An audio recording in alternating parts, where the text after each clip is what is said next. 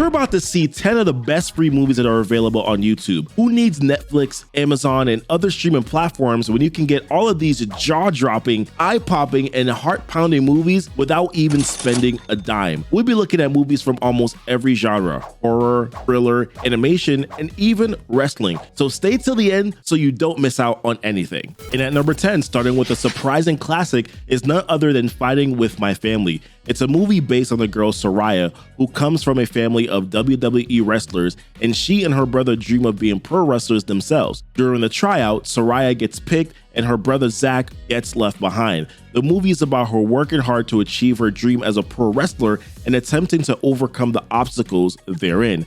It's a very funny movie with appearances from WWE stars like Dwayne Johnson, The Miz, and Sheamus, and loads more. The movie holds a whopping 93% on Rotten Tomatoes and is heavily praised for the performances of Florence Pugh and Vince Vaughn. Up next is a movie for the fans of horror movies. I Got My Friend Dmer. It is one of the movies that I'm surprised is actually on YouTube because of the nature of the movie. As you can tell, it's all about the infamous serial killer Jeffrey Dahmer and the details of his life before he became the man that he was. It was based on a book of the same name written by Dahmer's friend John Derf Beckderf, who was close friends with Dahmer in his adolescent years. The movie covers the struggles of a young boy from a broken home who has taken a keen interest in dead animals and how it all ultimately led to him be one of the most notorious criminals the world has ever known. Coming in next, what do you get when you combine cancer and teenage love, romantic getaways across the world, and alcoholic authors? Well, you get The Fault in Our Stars. Based on the best-selling novel by John Green, The Fault in Our Stars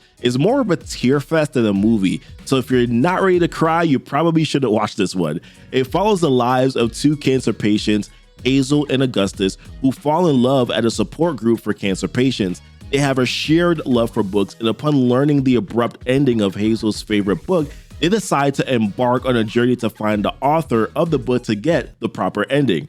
Their journey ends up being a lot of firsts for them. In the end, there are a lot of laughs, a lot of tragedies, and a lot of heart-wrenching moments, just the kind of thing that you can expect from John Green. So if you think you have the heart to withstand the roller coaster of emotions that is The Fault in Our Stars, then you should definitely check it out on YouTube. All right, and coming up next here, before she was Barbie, Margot Robbie starred in some other good movies as well. Terminal is definitely one of them.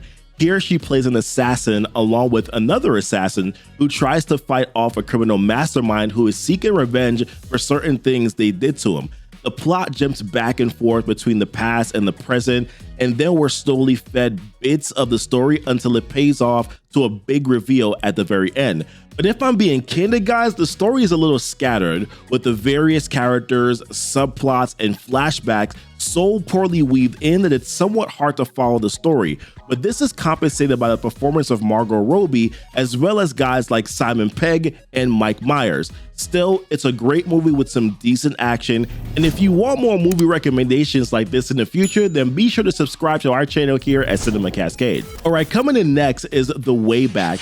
After being condemned to the gulags of the Soviet Union during World War II, Officer Janusz Wyszczek, played by Jim Sturgis, manages to escape the Soviet gulag with a couple of other prisoners. The movie focuses on the harrowing trip away from the gulags as they try to earn their freedom from the communist regime, with the main character hoping to reconcile things with his wife, who was sort of responsible for his incarceration in the first place. It's a rather sad story that properly highlights the struggles of the people who live during the aftermath of the Second World War. The other thing is the movie is actually based on a true life story, which makes it even more sad to think that there are people who actually lived through this. No wonder the movie received a 78% Rotten Tomatoes score and a lot of critical acclaim. Do you love Jackie Chan? Do you love spy thrillers? Well then, you're going to love Bleeding Steel. Bleeding Steel centers on a woman who got entangled in a science experiment and garnered the attention of a major crime boss. To ensure her safety, she's entrusted to the hands of Ling Dong, a special force agent played by Jackie Chan. The movie employs all the Jackie Chan tropes you can expect: the stimulating fight scenes, incredible stunts, a little bit of gun action, and a cool chemistry between the protector and the protected. So for the love of Jackie Chan, go watch Bleeding Steel. Who's up for an uncharacteristic zombie thriller? I promise you, you haven't seen a zombie movie like this before. Train to Busan is a Korean zombie movie directed by Yeon Sang-ho. The movie is about a dad, Seok-woo, a divorced workaholic who wants to help his daughter spend her birthday with his ex-wife who stays in Busan. So they board a train to Busan, and on their way, they get caught up in a zombie outbreak. Now Seok-woo has to save his daughter and the other persons on the train as the train gets inundated by zombies. When I tell you that this movie literally had me on the edge of my seat for most of it, it has such a fun, imaginative take on zombies that you just don't see in Hollywood. That's why the movie grossed up to $98 million from an $8.5 million budget. The movie also received various accolades and nominations, not just in Korea, but also in Hollywood, which is definitely saying something. Next up is Ghost in the Shell. As an anime fan, I can appreciate the fact that this movie is available on YouTube. The animation is set in the year 2029 in a world where cybernetics are all the rage and humans are able to augment their body parts with robotics. The main plot is all about a renegade security agent and a partner hunting down a notorious villain known as Puppet Master who can hack the brains of humans. But that's all on the surface. The movie employs themes that question existentialism and self-identity in a fast-moving technological world. As a response, the animated movie won 5 Annie Awards and is considered to be the most successful anime science fiction film ever released. Heck, even James Cameron says Ghost in the Shell is the first truly adult animation film to reach a level of literary and visual excellence. And so many agree with him, even the creators of the Matrix trilogy, the Wachowskis, admitted that Ghost in the Shell actually inspired them in their creation of the Matrix movies. So go check it out on YouTube if you want to witness the brilliance that is Ghost in a Shell. If you're looking for a good old-fashioned comedy movie, then you're going to love Mean Girls, featuring actresses like Lindsay Lohan, Rachel McAdams, Tina Fey, and loads more. You don't know this about me, but I love me some Lindsay Lohan, so Mean Girls is very dear to my heart. The story is all about Katie Heron, played by Lindsay Lohan, a teenage high schooler who goes to a new school and is told to be wary of a set of popular kids called the Plastics, particularly a girl named Regina George.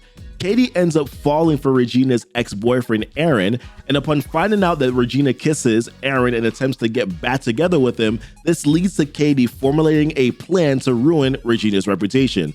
The rest of the movie focuses on Katie mostly failing at that and Regina being one step ahead of her. It's a fun and captivating story that's considered to be one of the greatest comedies of the early 2000s, so for a good time, you should definitely watch Mean Girls. Lastly, we have King Arthur, Legend of the Sword. Honestly, Guy Ritchie's take on the famous English hero was an absolute breath of fresh air. Return to the early 5th century to Great Britain and witness the story of Arthur, a prince who watched his father and mom die at the hands of the usurper Mordred, and he is forced to live in the dewy streets of Camelot. But soon destiny calls, and Arthur will have to rise and take up his rightful place as king of Camelot.